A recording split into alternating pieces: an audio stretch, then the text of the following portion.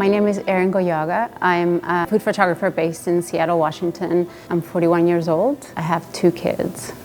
My Instagram name is Cannelle Et Vanille. It just comes from the smells of my childhood, growing up in my grandparents' pastry shop of cinnamon and vanilla.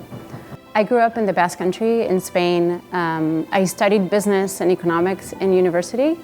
After a little short stint in the corporate world in America, I decided to go to culinary school, and I started working as I was a culinary student, and I worked as a pastry chef for many years until I had my son. And at that time I stopped working in professional kitchens. I started really photographing the food that I was making, and that was my first introduction to food photography. I started to photograph to show to people, and I was really embarrassed. And so that forced me into really learning about the mechanics, the light and shadow and rule of thirds, negative space, things like that. That I always had a sense for the styling and how I wanted the food to look, but also how it reacted to light and being photographed. And that's when I started really getting into it. And it became kind of what drove me in a way.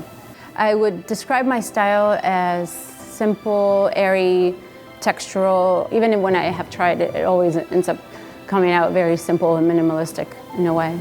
I don't know that there's a specific message that I want to convey through food photography, but I think, if anything, some sort of emotion. And what that emotion is, I don't know, but without being too pretentious, food really moves me, and what connects me to my upbringing and my family, and all the time I spent in the kitchen with my grandmother. And sounds so stereotypical, but it's true.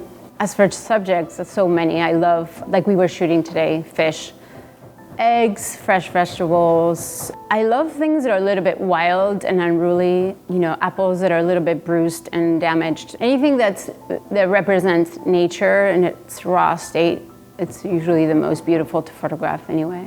I think the trend for many years has been to show food in a very commercial environment. So shoot food that is very perfect. I think the trend, it really is towards food that is more natural, textural, raw. It really is a lot more emotional that way. So I'm very conscious about how is that plate shot? Is it being used? Is somebody interacting with it? Is it just placed there? I feel like there's got to be a sense of movement.